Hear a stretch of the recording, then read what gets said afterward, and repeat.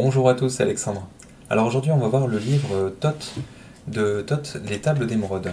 Alors qu'on appelle également Hermès Trismégiste. Alors ça, c'est sa version, on va dire, son nom en grec ancien.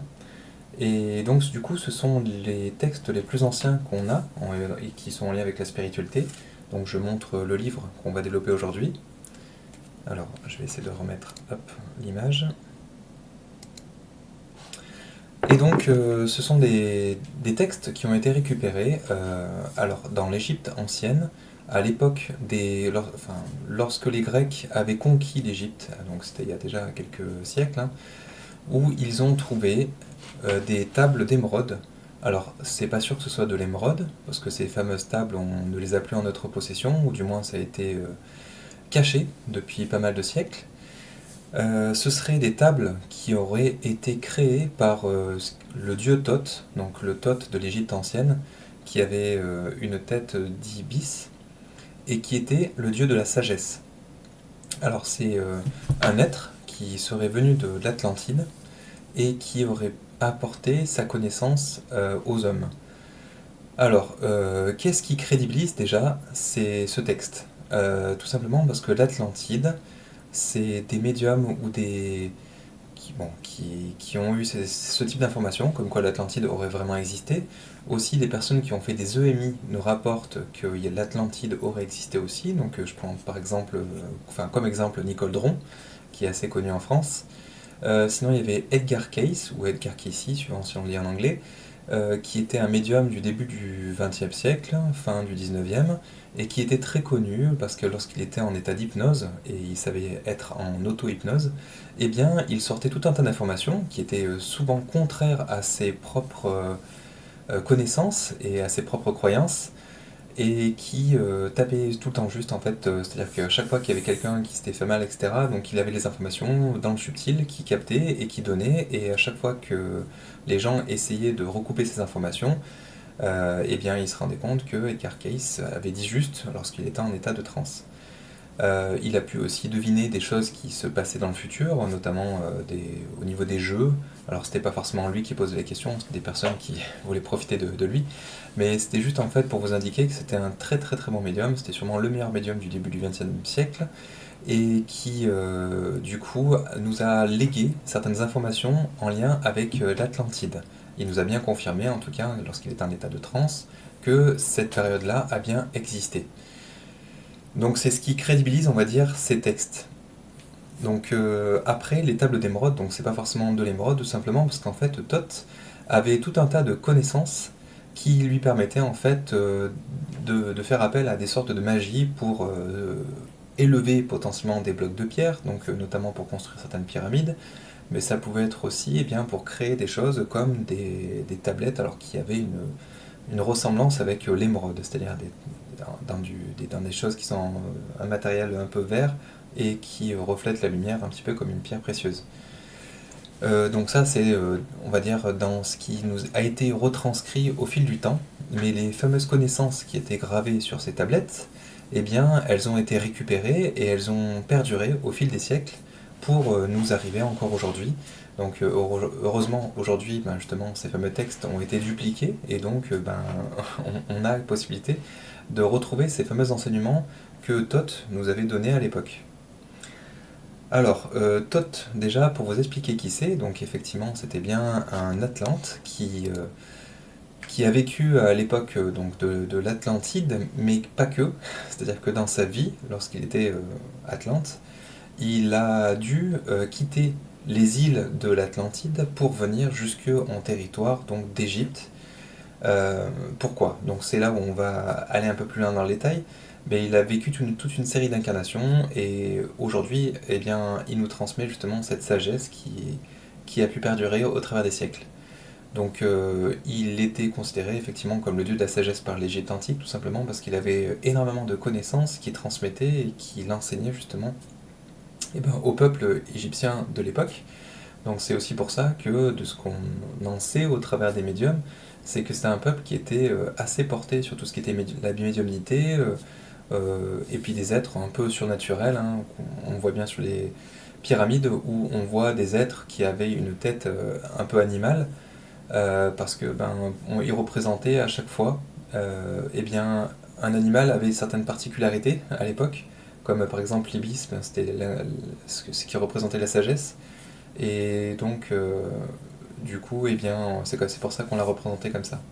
Donc à l'époque, l'Atlantide était composée de 10 îles, et dont une où il y avait des êtres de lumière qui étaient incarnés, donc ce qu'on appelait les enfants de lumière. Et donc c'était une île qui était assez gardée parce que justement c'était une île qui était beaucoup plus éveillée spirituellement que les autres. Et donc il y avait notamment un être qui s'appelait Thotmé, qui était le père de Thoth et qui était le gardien justement de ce temple où il y avait l'île avec justement ces êtres de lumière. Donc Thotmé a transmis énormément de connaissances à Thoth, et donc à force de faire un travail interne sur lui, il a pu s'ouvrir les voies de l'Amanti. Ce qu'on appelle l'Amanti, c'est le royaume des morts, ou en tout cas on peut appeler ça aussi un autre plan. C'est comme lorsque ceux qui font des sorties de corps, ils vont aller sur un autre plan.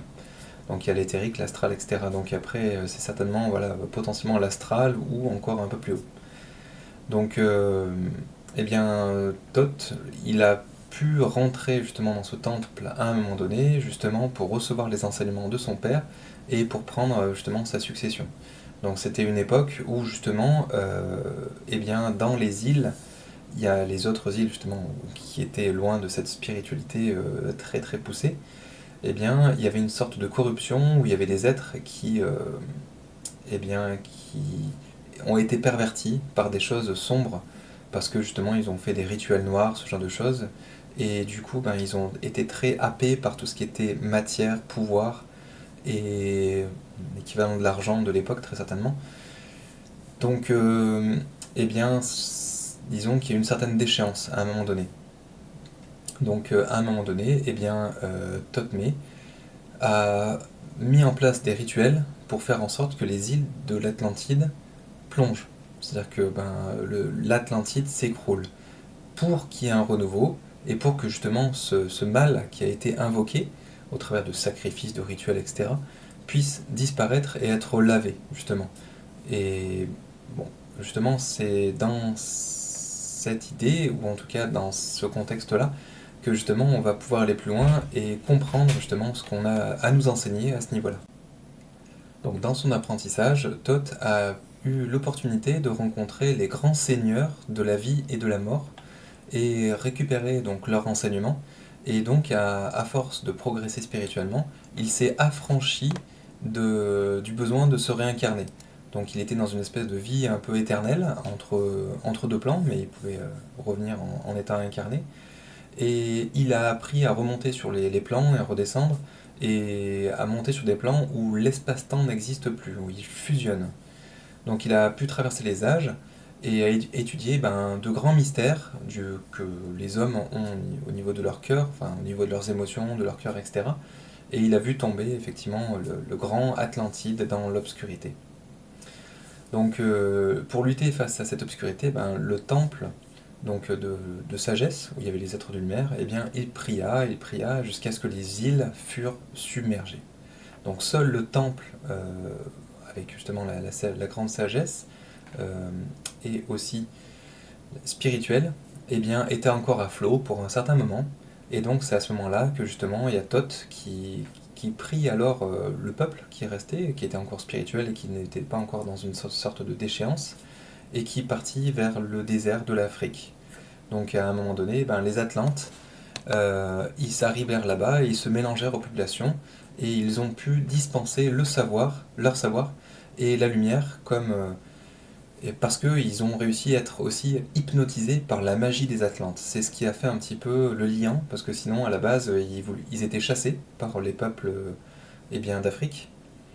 Mais quand Thoth a mis le holà sur justement le fait qu'ils se faisaient chasser et qu'ils allaient sûrement les tuer, avec sa magie, du coup, ils les ont pris un peu comme des dieux.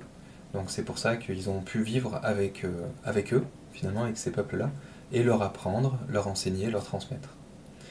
Donc Thoth, il avait une sorte de magie, une énergie qui était anti-gravité et qui lui a permis de construire effectivement certaines pyramides. Et chaque pyramide avait une sorte de cristal qui permettait de faire le lien avec un monde supérieur qui était caché dans les chambres, les, les chambres qui étaient en lien avec la mantie, c'est-à-dire le lien avec l'au-delà. Donc il allait parfois chercher des êtres dans des mondes obscurs pour les aider et leur donner la connaissance, pour leur permettre justement de remonter. Et là, au travers justement de ces textes, il nous transmet ces connaissances qui nous permettront de, à un moment donné, nous affranchir de, de cette notion de réincarnation, comme pour rester justement là-haut et dans la lumière. Donc il laissait souvent son corps dans une de ces chambres et s'en alla vers Dieu, vers le grand tout, vers tout ce qui était lumineux, en fait, vers la lumière. Et son âme, elle peut s'incarner encore, bien sûr, elle a cette capacité, mais c'est pas obligatoire pour lui. Donc il nous conseille en tout cas très fortement de nous tourner toujours vers la lumière la plus haute et de faire attention aux fausses lumières et aussi l'obscurité, qui va nous retenir très fortement vers le bas. Voilà, donc ça c'était pour la première tablette. Alors dans les enseignements de Thoth, on a pu récupérer 15 tablettes où il y avait tout un tas d'enseignements. Et donc là, on passe maintenant à la deuxième tablette, donc les enseignements qui étaient sur la deuxième tablette. Alors à chaque fois, je vous fais un résumé des choses, donc après, si vous voulez lire le livre, achetez-le. Je mettrai le lien dans le descriptif, comme ça, ceux qui seront intéressés, vous pouvez bien sûr le commander sur Amazon. Donc je partage un livre qui est Spiritualité après coup temps, parce que voilà, c'est que le coût d'édition et d'envoi par la poste de Amazon qui vous seront facturés. Il n'y a pas de coût vraiment qui reviendront à l'éditrice, pardon. Et puis les textes sont libres de droit. Alors, tablette numéro 2, donc c'est la chambre de la mentie, le thème. Donc la chambre de la mentie, qu'est-ce que c'est? En fait, c'était une chambre qui a été creusée très profondément à un moment donné, qui était sous l'ancienne cité Atlante, donc au niveau de l'île qui incarnait la sagesse, la lumière et la spiritualité. À un moment donné, il y a des êtres de lumière, ce qu'on appelait les enfants de lumière, qui voyaient de là-haut que les hommes étaient retenus dans des cycles d'incarnation parce qu'il y avait une certaine obscurité qui les retenait. Donc à un moment donné, ils ont décidé de s'incarner pour nous aider justement à nous extraire de cette obscurité, pour justement pouvoir s'affranchir à un moment donné des cycles d'incarnation. Donc à un moment donné, ces êtres-là, ils se sont incarnés pour aider les hommes avec donc, des corps qui étaient similaires aux hommes. Donc c'est pour ça que ce qu'il nous a indiqué, c'est qu'ils ont construit des domaines un petit peu de ce qu'on appelle dans l'intra-terre, donc c'est au niveau de la croûte terrestre, et là, c'est là où ils ont pu installer justement la vie et la lumière pour qu'eux-mêmes puissent échapper à la mort lorsque l'Atlantide s'est écroulée. Donc c'est très profond, et ça ne veut pas forcément dire que c'est sur le plan physique, ça peut être aussi sur le plan astral. Donc ils influencent de là où ils sont, justement, les êtres qui sont incarnés pour qu'ils puissent eux-mêmes évoluer vers la lumière au travers de la chambre de la vie, des chambres de vie.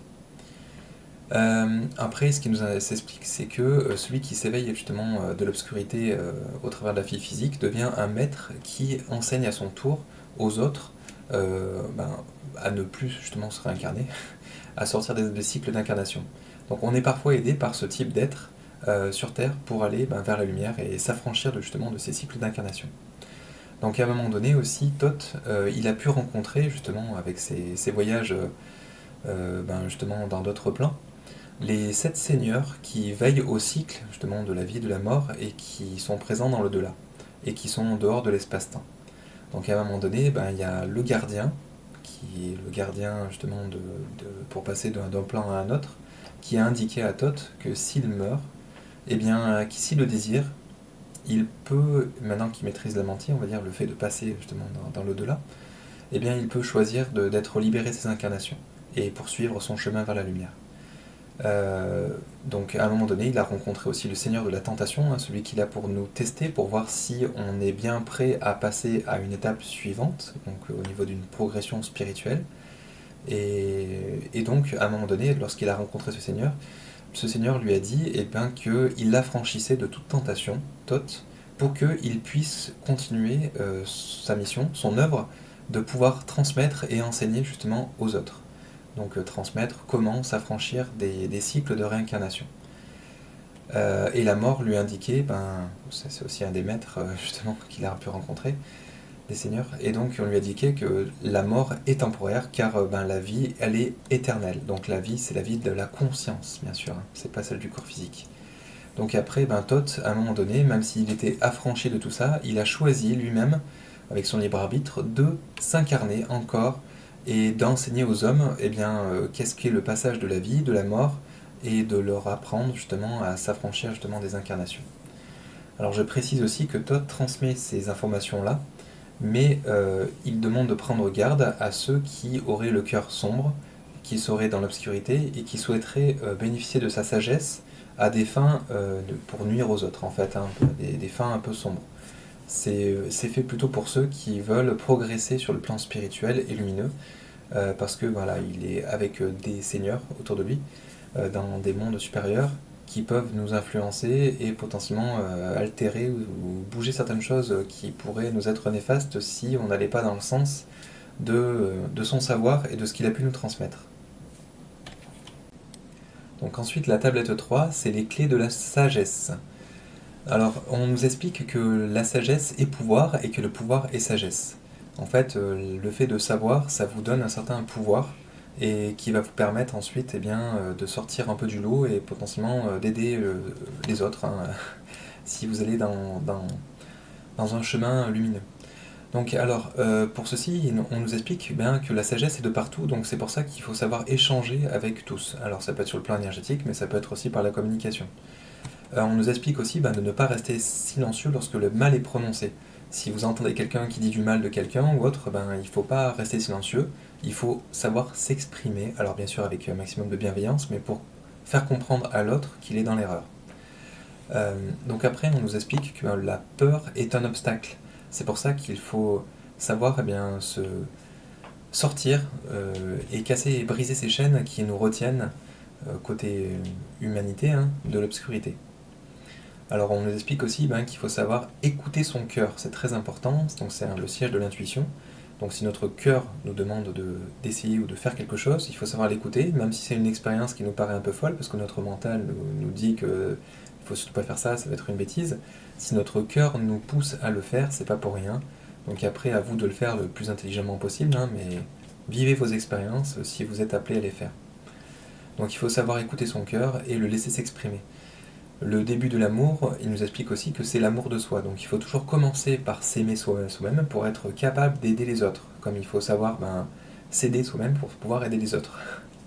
Donc il faut toujours commencer par prendre soin de soi pour justement être capable de prendre soin des autres. On nous explique aussi qu'il faut savoir grandir au niveau de la connaissance et de la gentillesse, mais non pas pour s'exalter, c'est vraiment pour justement être et non pas paraître. Il nous explique aussi qu'on connaît quelqu'un en connaissant le cœur de l'autre. Donc sachez apprendre à avoir la résonance du cœur de l'autre pour apprendre à savoir qui il est. Donc pour ceci, il faut l'observer, passer du temps ensemble et ne pas focaliser forcément sur ses opinions. Il faut le laisser s'exprimer son cœur et parfois sans parler. Donc il faut l'écouter parler et voir vraiment ce qui est en lui pour savoir qui il est. Ensuite, on nous explique que pour rejoindre la lumière, il faut savoir se défaire de l'obscurité. Donc souvent, il y a des choses qui nous retiennent vers le bas, qui nous plombent. Ça peut être dans la vie de tous les jours. Hein. Là, je reviens un petit peu plus, je sors un peu des explications de Thoth, hein, mais pour faire un parallèle avec notre société moderne, il y a beaucoup de choses qui nous ramènent vers le bas. Ça peut être l'alimentation, l'eau qu'on boit, ça peut être nos modes de vie, le métro, boulot, dodo, ça peut être aussi les médias, etc. Enfin, il y a beaucoup de choses qui nous ramènent vers le bas, qu'on peut considérer comme de l'obscurité. Hein. Ça dépend bien sûr le point de vue que vous avez, hein, de la chose. Mais essayez de rester dans la lumière des choses qui vous appellent et des choses qui résonnent avec votre cœur. Ensuite, on nous explique que les choses sont perçues différemment selon la personne qui regarde et selon le moment. En fait, on va pouvoir, c'est un exemple, hein, mais si on regarde une émission, à un moment donné, ça ne va pas correspondre du tout à nos énergies, donc on va le rejeter en bloc, alors que le lendemain, ça passera très bien, parce que justement, on sera vraiment dans ces énergies, on aura envie d'écouter ce genre de choses. En fait, c'est pour ça qu'il ne faut pas non plus trop critiquer ou juger l'autre, parce que on a tous nos moments et on est tous différents. On a besoin de certaines énergies, puis on s'exprime aussi, puis on a aussi certaines formes de frustration, etc. Donc qui sont refoulées, mais des fois qui ressortent. Donc c'est pour ça que bon, on ne connaît pas tout de la personne en face, à moins de vraiment connaître son cœur, ni de son expérience, de ce qu'elle a pu emmagasiner. Donc c'est pour ça que c'est important de ne pas juger et condamner l'autre. On nous explique aussi ce qui retient l'homme dans la matière, c'est le fait que son cœur soit souvent enchaîné à une certaine forme d'obscurité qui le retient dans la matière. Euh, et c'est pour ça qu'il est là pour nous aider, parce qu'il nous explique que celui qui connaît l'origine de toute chose, il se libère à jamais, parce qu'il sait vraiment ce qu'il y a derrière ce qu'on appelle certains le voile, mais ce qui est vraiment derrière la spiritualité. Euh, donc après, on nous explique qu'il faut savoir connaître l'existence de Dieu et sa lumière pour se dégager de l'obscurité. Donc c'est avec la connaissance et la sagesse qu'on va prendre certaines connaissances et qu'on va commencer à initier un chemin plus spirituel. Donc tout passe éternellement d'une forme à une autre forme d'être, et tu n'es pas une exception. En fait, c'est pour ça qu'il faut pas se juger si on n'est pas très lumineux, par exemple, ou pas assez lumineux, parce que justement, on est tous tout le temps en évolution, et puis c'est pas parce que quelqu'un est très lumineux qu'il le sera demain non plus, parce que souvent, voilà, on alterne un petit peu, mais c'est comme ça qu'on progresse. Des fois, on monte 3 marches et on en redescend une ou deux. C'est comme ça qu'on arrive à évoluer, parce qu'on a des choses à expérimenter, et puis c'est comme ça, c'est des choses qu'on a à vivre. Après, on nous explique que tout est loi, parce qu'en fait, tout ce qui se passe, en fait, tout passe par Dieu, et c'est des choses qui ont été prévues, programmées là-haut, et bien sûr, notre libre arbitre en fait partie aussi. On nous explique aussi que la plus grande illusion, c'est de croire qu'il n'y a pas d'illusion. Parce que là, sur le monde terrestre, on a des illusions, et souvent, c'est nous-mêmes qui nous créons nos propres illusions, avec des croyances limitantes notamment. Donc depuis des époques reculées, la lumière a été cachée, on va dire, et c'est pour ça que Thoth, avec ses enseignements et toutes les expériences qu'il a pu vivre, avec ses sorties hors du corps, ses expériences dans d'autres mondes, etc., eh bien il a pu retrouver toutes ces lumières, et beaucoup d'hommes ignorent qu'une lumière est à l'intérieur. Parce que souvent on va chercher la lumière à l'extérieur, mais en fait tout est à l'intérieur de nous, au travers de... Alors, ça peut être notre cœur, après ça dépend comment est-ce qu'on le visualise, mais on a tous en nous justement une lumière qui est en nous et qui peut nous éclairer, et qu'on a nous-mêmes qu'à éclairer en fait. Donc il faut savoir ouvrir cette porte de lumière et tourner nos pensées vers cette porte et la faire grandir avec la sagesse. Donc c'est pour ça qu'il nous conseille très fortement d'élever nos pensées vers la lumière, vers la vie, pour trouver les clés et sortir des incarnations. Donc le sentier, c'est celui qui mène à la lumière, c'est celui qui possède la sagesse, et qui fait en sorte que la sagesse soit toujours lumineuse. Donc il faut savoir briller sa lumière et s'éloigner de l'obscurité. Donc tous les mondes obscurs, ce qu'on appelle obscurité, c'est dans le plan physique, où on a tout plein de sortes de tentations, surtout dans nos vies occidentales, et on se rend bien compte qu'on n'est plus là à faire beaucoup de charité, à donner son prochain, à faire attention à l'autre, et des fois même c'est à ne pas s'aimer soi-même, en fait. Il y a des gens qui se détestent ou qui se voient avec un mauvais œil, alors que bon, c'est très dommage, parce que ce sont des êtres de lumière eux aussi, mais ils créent leur propre réalité, donc leurs propres illusions. Donc à vous, et en tout cas à ceux qui vont lire et écouter ces textes, eh bien d'en prendre conscience et connaissance, et de faire en sorte de justement vibrer vos vibrations les plus hautes et d'incarner vos lumières. Donc merci de nous avoir suivis, merci de nous laisser un pouce bleu, et merci de vous abonner si vous voulez être informé de nos prochaines vidéos. A bientôt, au revoir.